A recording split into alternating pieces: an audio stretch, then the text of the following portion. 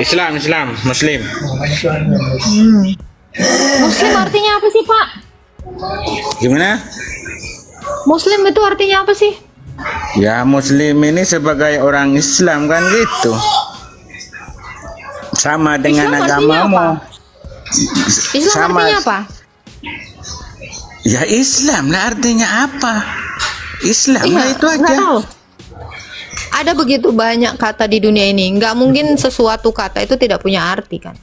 Ya memang punya arti, artinya sudah tahu. Islam yaitu Islam lah. Islam adalah Islam. Gimana itu Islam adalah Islam? Artinya apa lagi Mbak? Nanti saya mau tanya balik sama Mbak Agatha nih. Anda kan Kristen. Terus artinya Kristen apa? Pengikut Kristus. Ya sama lah, kita punya Tuhan Allah. Loh, jangan disamain. Tuhanmu nggak jelas kok sama-sama.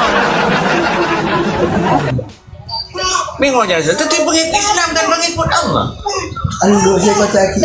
Kami pengikut Kristus, makanya Kristen. Kami bukan dikatakan Islam, pengikut Allah. Dalam Pak, Saya mau tanya sama Mbak Gita nih. Katanya Mbak Gita nih pengikut Yesus. Terus Yesus saya bukan paling Gita, Pak. Saya bukan Gita, Agatha. Nah, Mbak Agatha katanya pengikut Yesus. Yesus paling benar menurut Mbak Agatha. Terus apakah di dalam Kristen itu ada yang menghafal Alkitab, Mbak Agatha? Fungsi menghafal apa, Pak? Ya menghafal Alkitab tanpa membaca, tanpa menengok. Ya, Apakah saya ada? tanya, menghafal itu fungsinya apa? Faedahnya apa? Ya faedahnya Apakah dengan kan menghafal segala sesuatu. Alkitab Anda kan tahu, enggak? Gini, Pak, apakah dengan menghafal saya itu langsung dapat 72 bidadari? Saya tanya dulu. Ini faedahnya apa? Kalau menghafal itu tidak bikin kau mati, ya saya hafal. Masalahnya sudah menghafal tapi nggak bisa membuat saya tetap hidup 2000 tahun ya? Iya, jawab. Kalau bisa tapi enggak menghafal Alkitab Anda itu di dalam Kristen. Anda bisa menghafal Quran? Ya di dalam Muslim banyak, bukan cuma. Enggak, saya tanya Anda. Anda hafal Quran? Saya tahu, tapi nggak menghafal. Enggak, saya tanya Anda hafal nggak? Kan beda tahu dengan hafal. Anda tak hafal nggak? Saya tahu, tapi tidak menghafal. Ya udah, kenapa kau nanyakan saya? Ya berarti nanya, Yesus bohong dong. Coba gue tanya, tak. Pak Dika ini nama panjangnya dikafirin apa gimana ya? Gimana? Nama panjangnya dikafirin apa gimana? Ya, nyambangnya di kafe. Anda sudah minum obat ke belum? Anda nggak lihat? Oh, ya Anda udah, ya. tahu baca nggak? Oke, tadi kan Bapak bilang, Anda bilang kalau Anda itu tahu ayat Al-Qur'an. Nah, Itu di mana, terus? Pak? Kalau Rasulullah dikatakan orang gila itu di ayat mana ya? Siapa yang bilang? Anda yang bilang atau saya yang bilang itu? Al-Qur'an yang bilang, Pak. Kapan Al-Quran? Kapan? Anda kan bukan Muslim, Anda kan tak tahu. Kok bilang gitu? Loh, yang tahu itu saya, bukan Anda. Ya saya tanya, ada nggak di Al-Qur'an Aduh. seperti itu? Ini Pak. Iya, Anda tanya, terus walaupun Anda tahu ngapain tentang agama saya, kan gitu. Pak Dika. Bentar dulu. Yang dikatakan Juni tadi ada di dalam Qurannya, saya bacain ya. Al-Hijr ayat 6. Nabimu memang dikatain gila. Mau saya bacain? Mau saya bacain nggak? Iya, bacain. Kalau Anda tak tahu baca Al-Quran enggak? Kamu? Anda tahu? Loh, ya saya Muslim mesti tahu lah. Oh ya udah, kalau gitu silakan baca. Terus ngapain mau bilang sama kamu mau baca?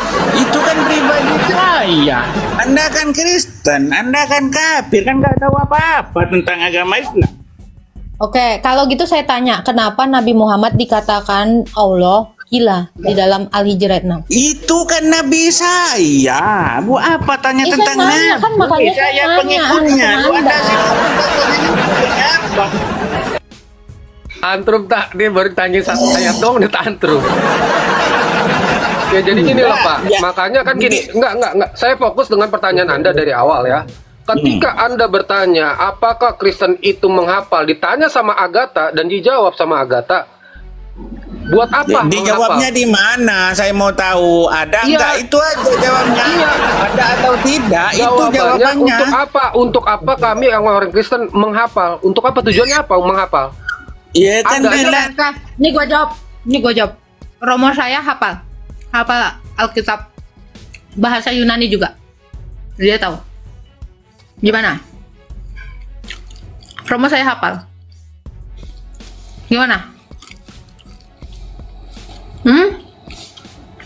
Ya buka mute-nya nggak? Bapak ini. Ada sih.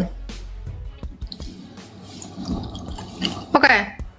Romo saya tuh hafal Alkitab. Gimana? Bahkan bahasa aslinya dia tahu. Gimana?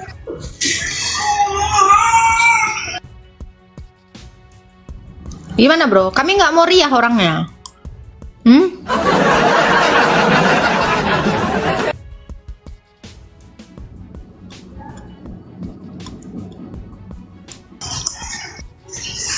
Gimana? Sini Mbak Geta, lain kali jangan tentang sudah jelas. Lakum dinukum walyadin, agamamu, agamaku itu aja. Tak payah sibuk soal Artinya agama apa? kita. Oke. Apa artinya agamamu, agamaku? Ya Itu artinya apa? agamamu, pengikutmu lah, pengikutku lah. Artinya apa lagi? Terus urusannya apa? Urusannya apa sama saya? Ya urusan kamu jangan tentang tanya ini, tanya itu tentang Muslim. Kalau enggak mau masuk Muslim kan gitu aja. Pak, harusnya kamu ngomongnya itu sama si Juma. Harusnya kamu ngomong sama Quranmu. Ya, kalau agamaku, jangan dong dibilang Isa sama dengan Yesus. Jangan disama-samain. Ya. Justru lakum dinukum waliyadin itu nggak tepat kamu katakan sama saya. Itu kok tepatnya kamu katakan sama kitabmu. Kenapa kitabmu ngurusin kitab saya? Hah? Kenapa orang Islam ini selalu ngurusin Tuhan saya? Tuhanmu tiga, Tuhanmu ini, Tuhanmu itu. Itu urusan kami. Yang kamu siapa? Ya, kamu harusnya bilang tuh sama ustadz-ustadzmu. Pengurus Tuhan kamu siapa? Anda. Ustadzmu kapan? Ya, Ustadz Allahmu Somad sendiri, ngomong pertama Allahmu. ya. Ustadz Somad nih ya, Allahmu dia sendiri. ceramah bawa-bawa salib itu ada jinnya. Itu ngurusin apa Pak Dika? Jangan munafik, don't be naif. Dah, kalau kamu goblok aja sono ah. Capek aku ngomong sama orang nggak nyambung. Oke, Anda Islam atau Kristen? IDR. Saya Malu sama agamanya?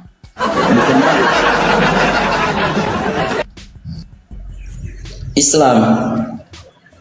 Nah, gitulah. Silakan mau bertanya apa, Bro? Pengen gabung aja. Power Ini Ranger. bukan RCTI, Main gabung. Bang. Kalau mau bergabung dengan RCTI. Ini ada yang bilang gini, Jun. Umat sempak gitu. Saya mau nanya dong. Itu batu Hajar Aswad bisa nggak sih dijadi gantungan kunci? Nih saya bacakan ya. Bukan setiap orang yang berseru kepadaku Tuhan, Tuhan. Betul itu? Ya, betul. Kalau bukan setiap orang artinya apa, Bang? Semua orang atau bukan semua orang? Bukan semua orang. Bukan semua orang. Berarti beberapa orang ya? Ya. Iya. Oke. Bukan setiap orang yang berseru kepadaku Tuhan, Tuhan masuk ke dalam kerajaan surga, melainkan dia yang melakukan kehendak Bapa. Artinya hanya yang melakukan kehendak Bapa yang masuk surga, bukan yang sekedar bilang Tuhan, Tuhan gitu ya. Ya. Pada hari terakhir banyak orang berseru kepadaku, Tuhan, Tuhan, bukankah kami bernubuat demi namamu dan mengusir setan demi namamu dan mengadakan banyak mujizat demi namamu, pada waktu itulah aku akan berterus terang kepada mereka dan berkata, aku tidak pernah mengenal kamu, enyah daripadaku, kamu sekalian pembuat kejahatan. Ini ditujukan untuk semua orang yang berseru Tuhan tetapi tidak melakukan kehendak Bapa. Itu. Jadi ini untuk siapa? Ini untuk orang Kristen. Orang Islam itu nggak manggil Yesus Tuhan. Jadi yang manggil Yesus Tuhan. Tetapi dia apa? Melakukan kejahatan. Meskipun dia bernubuat, meskipun dia mengusir setan, tetapi dia mengajarkan sesuatu yang sesat. Kata Tuhan Yesus apa? Kamu pelaku kejahatan. Aku tidak mengenal kamu. Itu. Jadi kalau kita sudah percaya kepada Kristus, jangan pula kita sesat, mengajarkan yang salah, mengajarkan yang tidak diajarkan para rasul. Itu maksudnya. Jadi nggak bisa orang Kristen itu cuman manggil Tuhan Yesus, Tuhan Yesus, Tuhan Yesus, tetapi dia melakukan kejahatan. Itu nggak masuk dalam kerajaan surga. Yang masuk dalam kerajaan surga itu adalah orang Kristen yang taat. Fix, no debat, no kecrot. Itu jawabannya, Pak. Oh iya. Kalau untuk poin utamanya kehendak Bapa itu yang seperti apa itu, Kak? Kehendak Bapa apa yang diperintahkan Yesus. Nih, di dalam Alkitab dikatakan, kehendakku adalah melakukan semua perintah Bapa. Nih, ada ayatnya. Ya. Jadi kehendak Bapa itu apa yang diajarkan Yesus. Apa yang diajarkan Yesus? Karena kenapa? Karena apa yang dikerjakan Bapa itu yang dikerjakan anak.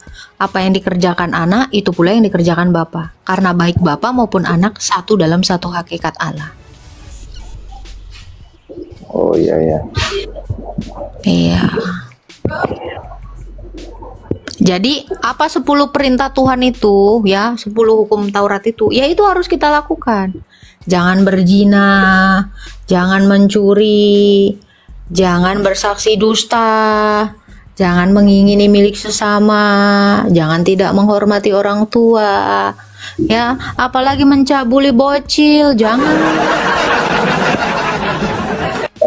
Ya, menyembah ilah lain. Untuk 10 hukum Taurat, apakah itu sudah disederhanakan di Perjanjian Baru dengan hukum kasih? Sederhanakan gimana? Maksudnya sederhanakan kayak gimana? Maksudnya kan pernah saya lihat di ayat Alkitab dikatakan bahwa 10 hukum Taurat itu sudah disederhanakan di dalam hukum kasih. Nggak ada tulisannya disederhanakan. Justru lebih detail. Sekarang di hukum kasih, misal dulu jangan berzina, ya kan dikatakan jangan berzina, tapi di hukum kasih kita memandang aja dengan pikiran kotor itu sudah berzina. Justru lebih detail di hukum kasih gitu loh. Jadi gini Pak, kan ada di dalam Alkitab kan ada seorang murid Yesus yang berkata gini, Guru, apakah hukum yang utama dan yang terutama di dalam kitab Taurat? Ya, kasihilah Tuhan Allahmu dan kasihilah sesamamu. Ya, dari dua hukum yang utama dan terutama ini tergantung seluruh Taurat. Apa maksudnya? Ketika kamu mengasihi sesamamu, kamu tidak akan mencuri darinya. Ketika kamu mengasihi sesamamu, kamu tidak akan mengambil istrinya atau suaminya. Ketika kamu mengasihi sesamamu, kamu tidak akan bersaksi dusta. Ketika kamu mengasihi Allahmu, kamu tidak akan menyembah ilah lain, apalagi menyembah hawa nafsumu. Ya, ketika kamu mengasihi Allahmu, kamu itu akan juga menuruti kehendak Bapamu, kan gitu. Jadi nggak ada disederhanakan. Justru kasihi Tuhan Allahmu dan kasih sesamamu ini adalah pokok utama dari semua perintah itu, dari semua hukum Taurat itu. Jadi itu maksudnya bukan disederhanakan, justru Yesus itu menggenapinya. Dijelaskan lebih dalam lagi sama seperti yang dikatakan Juni. Nih contoh ya, jangan membunuh. Yesus menerangkan apa? Jangan membenci. Membenci itu sudah membunuh. Yesus menjelaskan itu. Kenapa? Karena dari benci timbul dendam. Dari dendam timbul keinginan marah untuk menghabisi nyawa seseorang. Kalau seseorang sudah ingin menghabisi nyawa seseorang yang lain, berarti dia sudah tidak mengasihi sesamanya. Jadi bukan artinya ditiadakan, melainkan digenapi. Kalau dulu di dalam pandangan orang Yahudi, jangan membunuh itu artinya apa? Ambil pisau, tancap, ces. Itu, jangan melakukan seperti itu. Tetapi lebih dalam lagi Yesus mau menerangkan, ketika kamu membenci, kamu sudah membunuh. Kenapa? Karena itu tadi. Begitu pikiran jahat itu timbul dalam hatimu, dalam pikiranmu, meresap dalam hatimu, dan itu berbuah, melahirkan kematian. Nah itu. Jadi bukan disederhanakan, lebih diperdalam justru. Oh iya. Tadi Bro Juni itu bagus itu menerangkan. Bukan disederhanakan ya, apalagi disempurnakan. Enggak, yang ngaku-ngaku disempurnakan itu apa? Di sini udah lebih sempurna loh, di hukum kasih. Iya. Ya, itu tadi betul yang dikatakan si Juni ya. Jangan berzina. Kalau dulu di dalam pikiran orang Farisi, orang Yahudi, jangan berzina itu apa? Kamu belum menikah atau kamu tidur dengan pasangan orang lain, itu berzina. Tetapi Yesus ini menerangkan lebih dalam lagi. Ketika kamu melihat sesuatu, lalu kamu menginginkannya, itu kamu sudah berdosa. Karena dari pikiranmu kamu menginginkan, kamu berniat untuk melakukan sesuatu yang jahat ketika kamu punya kesempatan. Jadi nggak ada itu hukum Taurat itu ditiadakan, melainkan semakin digenapi dan diperkuat. Itu Pak. Jadi yang tadi itu ya, Matius 7 ayat 21, 22, 23 itu Pak. Jangan kita menjadi orang yang mengaku Tuhan kita Yesus, tetapi kita mengajarkan yang salah. Tetapi kita angkat dulu Pak, itunya teleponnya Pak. Gitu. Ya, jangan kita juga manggil Tuhan Yesus, tetapi kita melakukan kejahatan, memberitakan Injil yang berbeda dari apa yang diberitakan oleh para rasul. Nah, itu tidak benar. Even sekalipun kamu bernubuat, mengusir setan, menyembuhkan, tetapi ajaranmu salah. Tuhan Yesus bilang apa? Kamu pembuat kejahatan, aku tidak mengenal kamu. Jadi hati-hati dengan ajaran sesat. Itu konteksnya. Betul ya Bro Jun? Iya, betul. Bentar ya, makan dulu. Siap. Itu Pak. Jadi konteksnya itu adalah untuk pengajar-pengajar sesat. Ada lagi Pak Nathan yang mau ditanya. Sil, mungkin ada yang mau kami sampaikan, Sil? Si Sylvia sinyalnya nih apa? 1 bar. Enggak Kak, aku lagi balas-balas si Irwan di bawah. Irwan naik aja lah daripada jadi keyboard warrior. Naik aja Irwan. Oke. Ada lagi Pak yang mau ditanyakan Pak? Oh ya, ini saya mau tanya lagi. Ini kan berdasarkan banyak pertanyaan dari tetangga sebelah.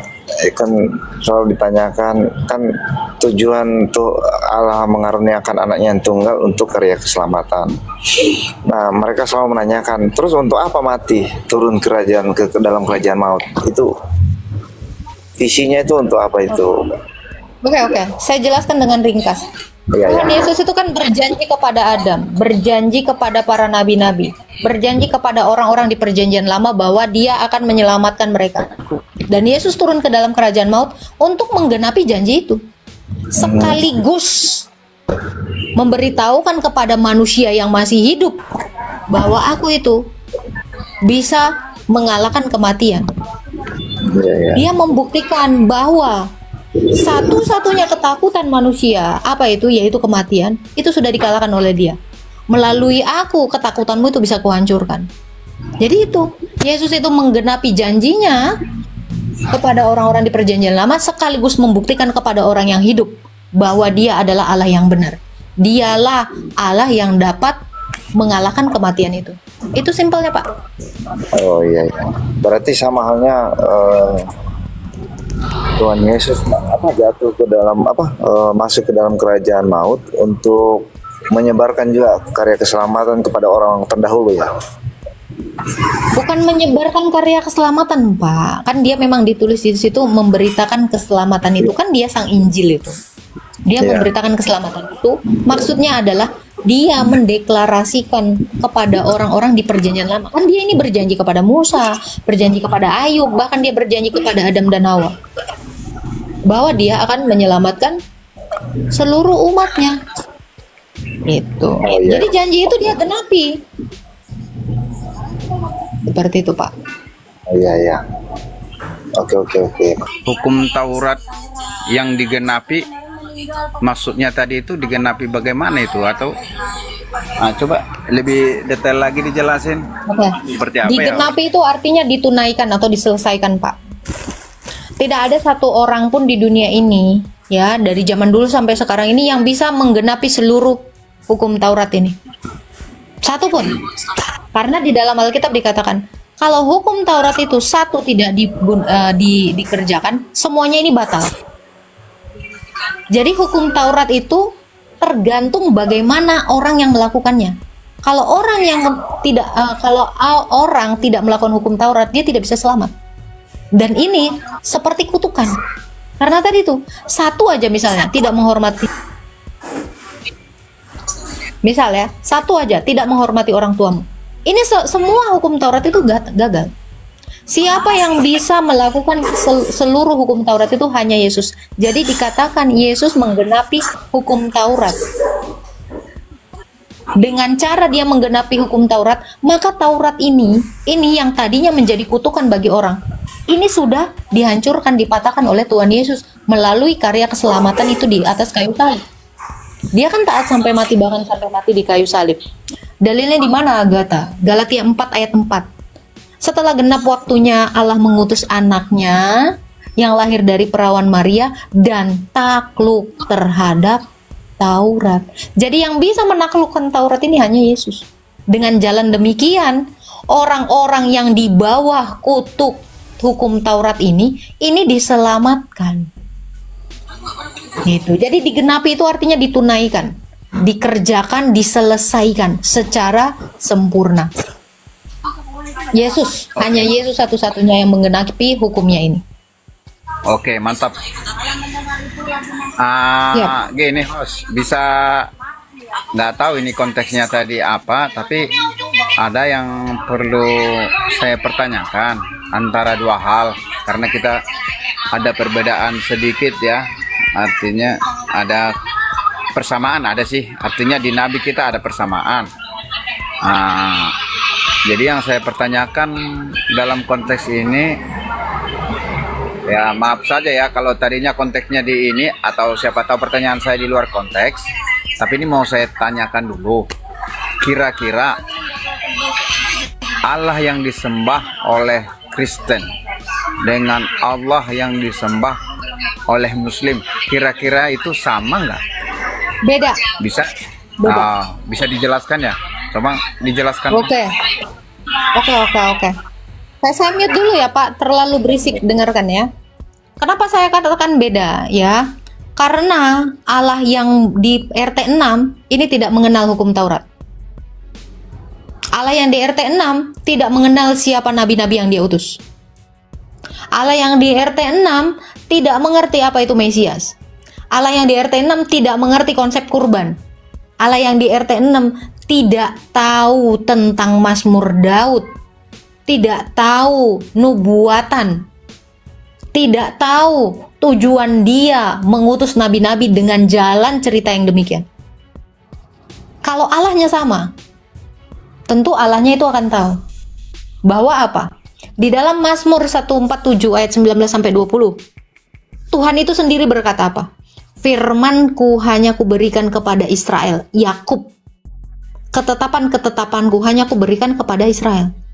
Aku tidak berbuat demikian kepada segala bangsa, dan hukum-hukumku itu tidak mereka kenal. Kalau Tuhan RT 6, justru dia menyampaikan firman itu kepada orang di luar bangsa Israel. Tentu ini berbeda. Jadi kalau mau dikatakan apakah sama, apakah beda? Jauh sekali bedanya. Dia tidak mengenal apapun. Kemesiasan aja dia tidak mengenal. Bahkan dia tidak tahu arti Al-Masih. Gitu. Jadi jangan disama-samain. Mereka mungkin ingin menyamakan, seolah-olah Tuhan mereka lah yang datang kepada Abraham, seolah-olah Tuhan mereka lah yang datang kepada Musa, seolah-olah Tuhan mereka lah yang datang kepada Daud, padahal tidak sama sekali. Tuhan di sana itu adalah Tuhan negeri Mekah, bukan Tuhannya bukan Tuhannya Abraham, Ishak dan Yakub. Jadi berbeda, Pak. Seperti itu, Pak. Ya, aku tambahin ya. Kalau di Islam itu kan Allah itu nama sesembahan. Beda sama kita yang Kristen itu sesembahan, yang artinya itu hakikat, bukan nama. Oke, sepertinya udah paham ya Pak Kapi ya, Pak Adi ya. Oke, ini ada Krista Basa. Silakan Krista Basa. Halo. Krista Basa. Krista Basa 1. Oke, mungkin hostnya takut sama gua. Iya dah, biar lu seneng aja. Bukan di kick, iya. Ini kalau nggak ngomong di room saya, ya saya kick. Kayak jangan cosplay jadi Hajar Aswad di room saya ya. Nggak bisa ngomong ya. Ini kan beda. Hajar Aswad itu belum pernah saya lihat bisa ngomong. Yang bisa mengucapkan salam sama Nabi itu batu yang lain. Oke, sapu. Silakan sapu. Selamat ini siang. Aneh ya. Lontong sayur rasa kunyit. Pusing kepala gua, kunyit banget. Selamat siang. Selamat pagi siang Pak Sapu. Ya. Gimana Pak? Bapak Islam Kristen Pak? Ya, saya Islam. Iya. Apa Pak yang mau ditanya Pak? Iya. Ini topiknya aku tengok Yesus adalah Allah. Kenapa? Jadi Yesus adalah Allah itu sendiri. Berarti kalau Yesus disalib, Allahnya disalib. Pak, dikatakan Pak, kalau gini, saya pakai perbandingan ya cara jawabnya. Al-Quran itu Allah apa tidak Pak? Tidak, kitabullah, tidak. Kitabnya Allah. Iya, firman Allah bukan? Iya, firman Allah. Firman Allah bukan? Bukan. Bukan, berarti ada berapa bukan. Allah? Jadi begini Bang. Kalau firman itu perkataan Allah, kalau sabda perkataan Nabi, kalau tidak ya perkataan raja, Anda bukan. Jadi nggak ada, sama saja semua.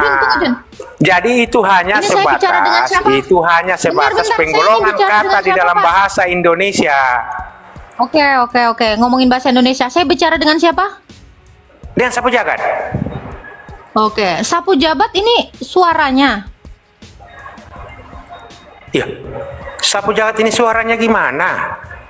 Ya, Maka ini terlalu siapa? bodohlah kita orang Indonesia dikatakan itu apakah suara itu adalah sebentar. Perkataan sapu jagat ternyata sapu jagat. Iya, gimana ya? Jangan gitulah. Oke, ini jadi saya bicara dengan siapa? Saya bicara dengan siapa? Ya, kau bicara dengan saya. Nah, gimana? Ya, sebentar. Tadi dia bilang perkataan Allah bukan Allah. Tadi ngomongin bahasa Indonesia, dalam tata bahasa Indonesia. Saya tanya, ini siapa? Sapu jagat loh. Ternyata perkataan sapu jagat itu sapu jagat. Udah dijawab, udah goblok sendiri, gimana dong? Ya, kenapa perkataan Allah bukan Allah? Yang mau saya tanya bukan itu. Kalau ini bukan Allah, perkataan Allah bukan Allah, kenapa diikutin? Kenapa kalau di sini diperintahkan sholat, kamu sholat? Kamu lagi menuhankan makhluk loh. Kak, Bro Juni, aku mau turun dulu ya. Shalom. Siap. Sylvia. Kalau Quran ini perkataan Allah bukan Allah, kenapa kalau di sini diperintahkan sholat kau kerjakan? Kan ini bukan Allah. Jangan diikutin dong. Kalau perkataan Allah bukan Allah, berarti kalau Allah merintahkan sholat, kau jangan sholat. Ini saya, langsung ganti dia kan Jun. Ini siapa? Sapu jagat. Terus yang kedua kali, ini saya, di najis.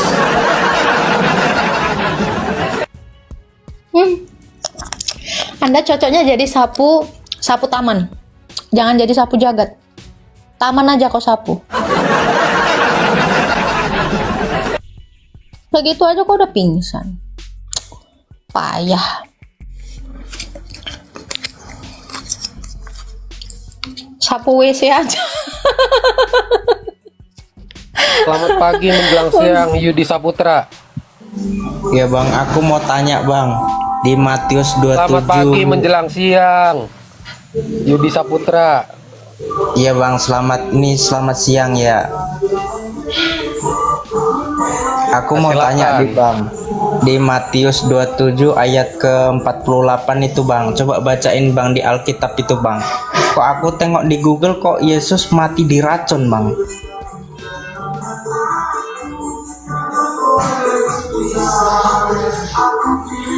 Kalau di Alkitab kayak gitu juga nggak? Sama nggak kayak di Google? Oke, Bang. Saya kitab suci kami itu Alkitab, bukan Google. Ya, itu Alkitabnya, coba aku pengen baca, betul nggak itu? Oh ya udah, silakan. Anda mau bertanya apa? Silakan. Mau nanya apa? Enggak, yang di Matius 27 ayat ke-48 coba bukain dong kak. Coba dibaca. Kan Anda mau bertanya. Masa nggak modal sih? Iya. Nanti kita jelasin. Oke, Anda baca dulu ya. Anda baca dulu di bawah, catet, baru ditanya. Di situ empedu apa? Cuka campur empedu ya? Apa namanya? Anggur asam dengan empedu. Ya, itu ada nubuatannya juga di kitab Perjanjian Lama ya, Jun ya. Halo, suara aku kedengaran nggak, Jun? Dengar. Mazmur 69 ayat 22. Iya. Dikatakan di dalam Mazmur itu apa? Anggur bercampur empedu kan? Bahkan mereka memberi aku makan racun, dan pada waktu aku haus, mereka memberi aku minum anggur asam. Racun? Bentar. Mazmur berapa? Coba. 6922. Mazmur 922. Saya pakai Septuaginta ya. 9. Saya agak jijik 69. sama Masoret. Mazmur berapa? 69. 69.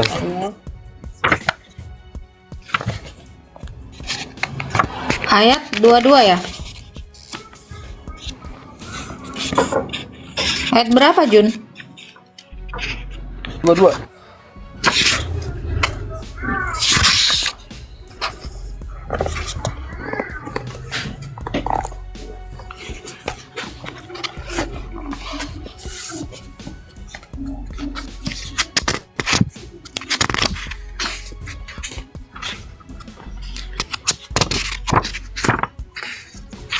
Ini ya, di dalam Perjanjian Baru apa dikatakan di mana tadi tulisannya, Jun?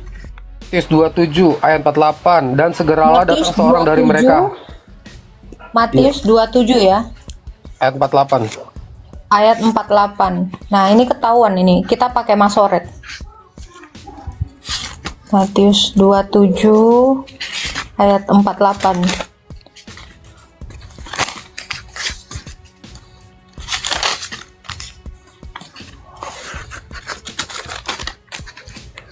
Oke, dikatakan ini, dan segeralah datang seorang dari mereka mengambil bunga karang, mencelupkannya ke dalam anggur asam, lalu mencucukkannya pada sebatang bulu dan memberi Yesus minum. Mana dikatakan ada racunnya? Yang mana, Jun?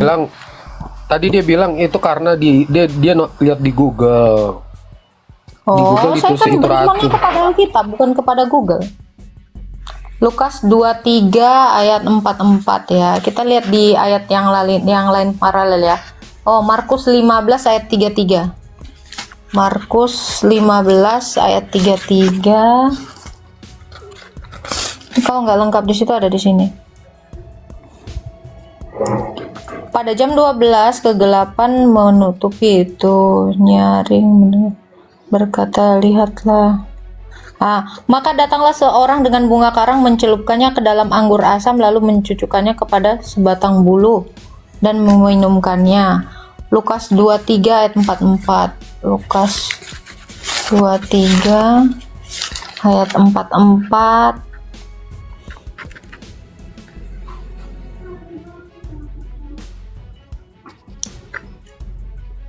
Nggak ada sih, dikatakan racun nggak ada juga. Kenapa dikatakan racun? Nggak ada di sini.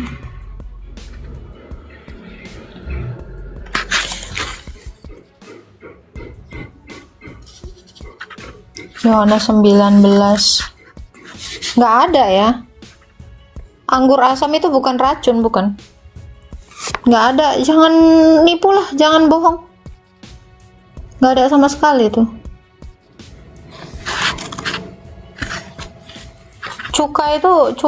Anggur asam itu bukan racun, bukan.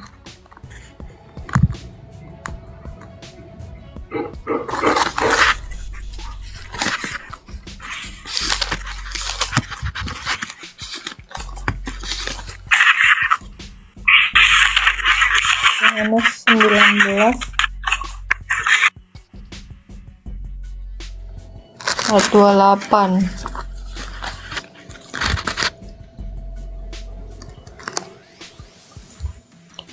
Nggak ada, penuh dengan anggur asam, nggak ada racunnya di situ. Bohong banget sih.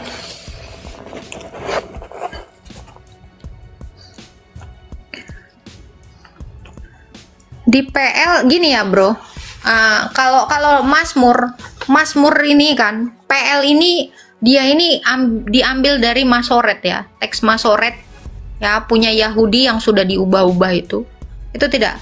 Tapi yang benar itu adalah yang di Perjanjian Baru. Kenapa? Karena para rasul itu bawanya Septuaginta. Mereka mengutip semua nubuatan yang ada di Perjanjian Lama. Makanya dikatakan teks Masoret ini adalah teks yang tidak asli.